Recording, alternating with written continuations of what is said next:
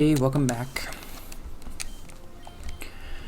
I think I don't know if I'm gonna keep playing this game because I'm just feeling like, or maybe I'll play it in my free time and make progress. Or maybe it's just kind of annoying to watch me wander around. I'm not really doing much. So focused on cursing that I can't make progress. I can sing that Hamilton song now. I guess when that song ever came up and I was like singing it, there's a song, what is it? If there's a fire you're trying to douse, you can't put it out from inside the house. This immigrant isn't somebody we chose. Oh, 'cause every second the treasury grows. Show those Federalists who they're up against. Southern motherfucking Democratic Republicans. Oh. There you go. Follow the money and see where it leads. Into the weeds, look for the seeds of Hamilton's misdeeds. It must be nice. It must be nice. I had a nice little video game note. I guess this is how I process things. The Tinder date, well, because I've been doing so bad with the dating stuff. This isn't a great analogy, but because I did handle the date like as good as I could have, so I didn't fail. It kind of reminded me of that kind of trope in video games where you fight a huge boss at the beginning and you get destroyed, and then at the end of the game you fight the boss and you kill it and you're like, oh, look at how powerful I've become. It happens in Mega Man X where you fight that Sigma guy at the beginning and he kills you, and then Zero comes to save you and it's like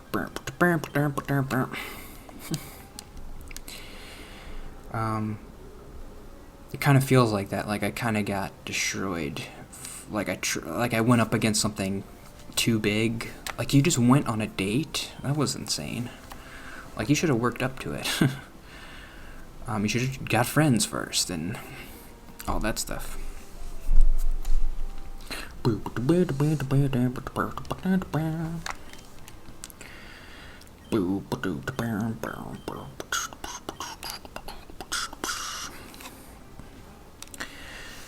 Well, let's do another video game note. Resident Evil.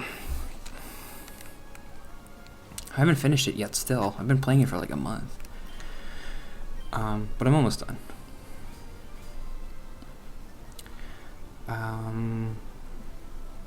I feel like it has a lot of Resident Evil games have this problem of ramping up horror where the game starts off and it's really scary. Like you just have a pistol and there's all these guys coming at you and you're dying because like you can't fight them. That's the scariest part. It's just kind of wandering around a haunted house with a pistol with not that much ammo. But a lot of the Resident Evil games, what they do is they give you a ton, like they give you a shotgun and they give you a sniper rifle and they give you rocket launcher. So then whenever you come up to a bad guy, you're like, oh, I'm just gonna throw a pipe bomb at him. And it's not that scary anymore. I don't know. So like it seems like a game like that should be getting scarier as it goes, which is why I've never been a super big Resident Evil fan. I've always liked it because it's just kind of fun to like shoot these giant zombie monsters with guns and stuff. But I wish there was like more of a horror element to it. I felt like 7 did a good job with that. A little bit better than 8. After the first boss in 8, it's just like, okay, you get the shotgun and the sniper and the rocket launcher, and it's not as scary. Because there's like, oh, there's a guy chasing me, I'll just shoot him with a shotgun and he'll die. I'm on the part now where you're in this like factory, which is pretty cool. I mean, there's a lot of cool stuff to the game. It's a good game. I like it.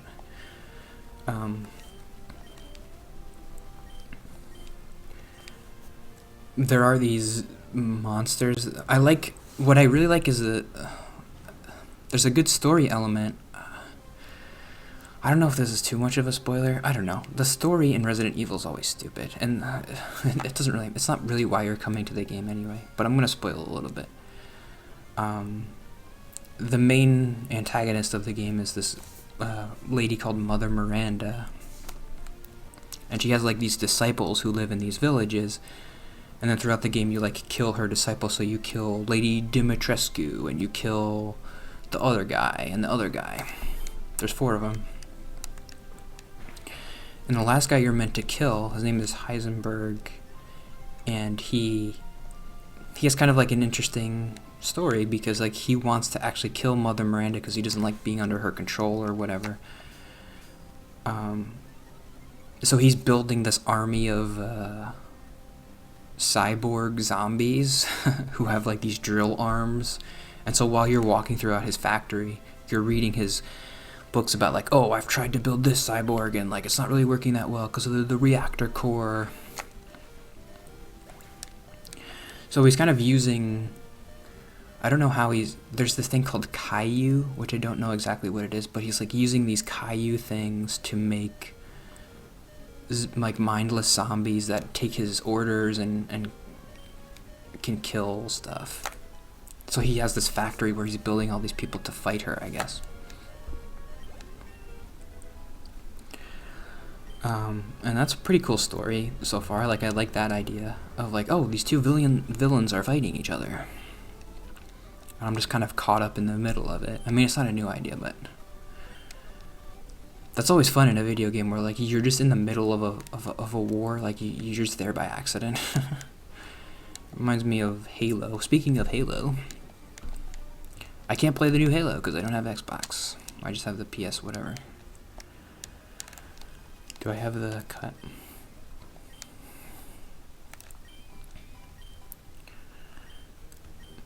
No.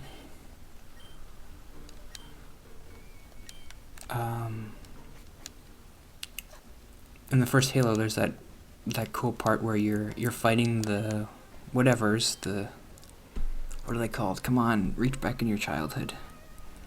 Aliens are called the Covenant, right?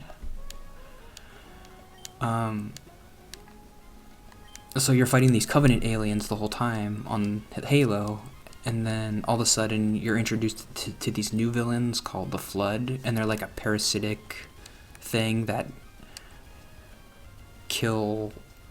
the Covenant are kind of fighting, so you're kind of caught in the middle of that battle, and in some levels I remember, and that was kind of a cool idea. I don't think I've ever mentioned my favorite horror game, which was the first Dead Space. There aren't really that many horror games, which is kind of sad, like games like Dead Space, and I loved Dead Space. I wanted to play it here too.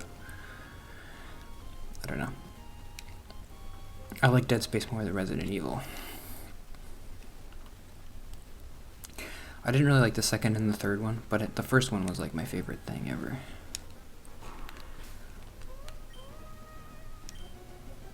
Such a cool game where you're like an engineer on a ship, and you're like investigating or something, and it's so cool. Such a good game. EA, what happened to EA? Make good games again. Oh, I gotta end. No, I don't. Wait, what time is it?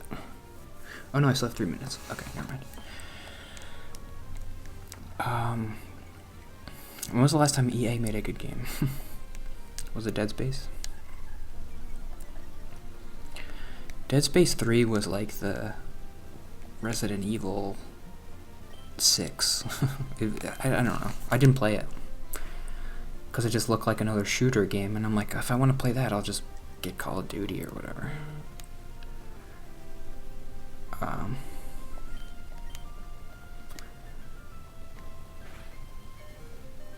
Yeah, Dead Space was... Oh, no, what am I doing? Don't let him die. Dead Space was great.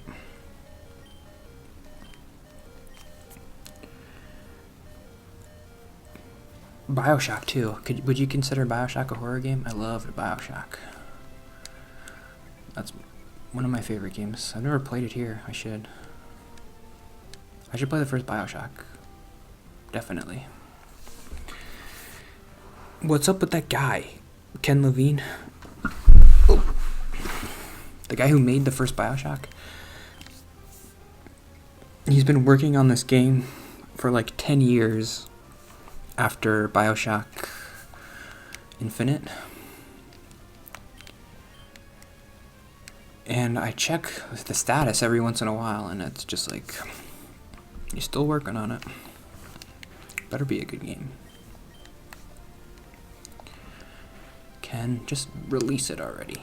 I remember watching, Ken Levine had this like TED Talk where he was talking about video game design. It's pretty interesting.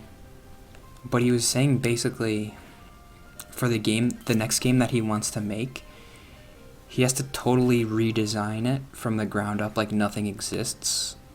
No system or like software or whatever exists to facilitate like what he wants, so he has to build it himself, I guess. So that's why it's taking so long. I'll look it up. It's called he created a new studio called Ghost Story Games, and also there's only like 30 people that work there, so that's why it's also taking a long time. I'm just gonna look it up. Okay, that's it for today. The other videos were too long. Ghost Story Games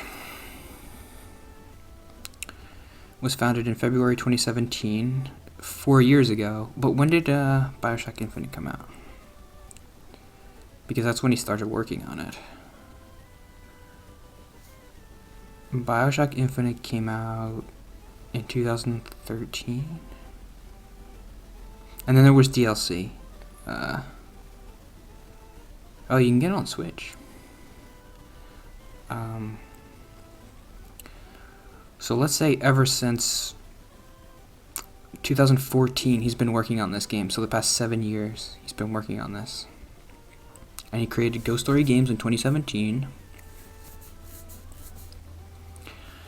Narrative-driven titles. That's my favorite. That's my thing. Like, I'm really looking forward to whatever he makes, but like I don't know when it's going to come out.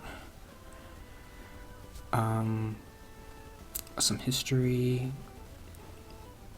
When's the last news on this?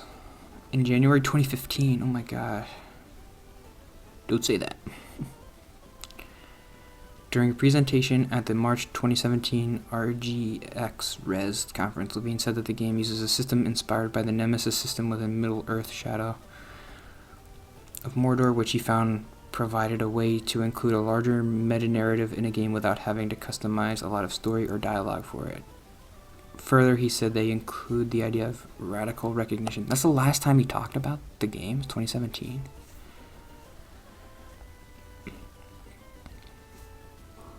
Ken Levine new game. BioShock creator Ken Levine's new game has entered the later stages. Ooh, October 2020. What? That was a year ago. A job ad has claimed. The latest listing for Ghost Story Games, unannounced immersive sci-fi game with RPG elements, claims that the title is being created by a team of less than 35 people, which is said to be operating under a flat structure so that every opinion counts. Oh, yeah, whatever. But Ken Levine, right? You're welcome to join any meeting, walk up to or Slack anyone, and have your voice heard. Team-based decision making is important to us regardless of your position. But he hasn't said anything publicly. In 2015, blah, blah, blah. What about like 2021? That was the last article on this guy. January. Ken Levine, the creator of BioShock, may finally reveal his next game sometime in 2021. Nope. Didn't happen. Levine's personal Twitter account where he tweeted out asking for his followers to send him questions. One follower, to which Levine responded there was a non-zero chance that a game announcement would be made in 2021. However, Levine also said he makes no promises on that front. He's like George R. R. Martin. Oh, it'll come out this year. Oh, it'll come out next year. Okay, see you tomorrow. Bye.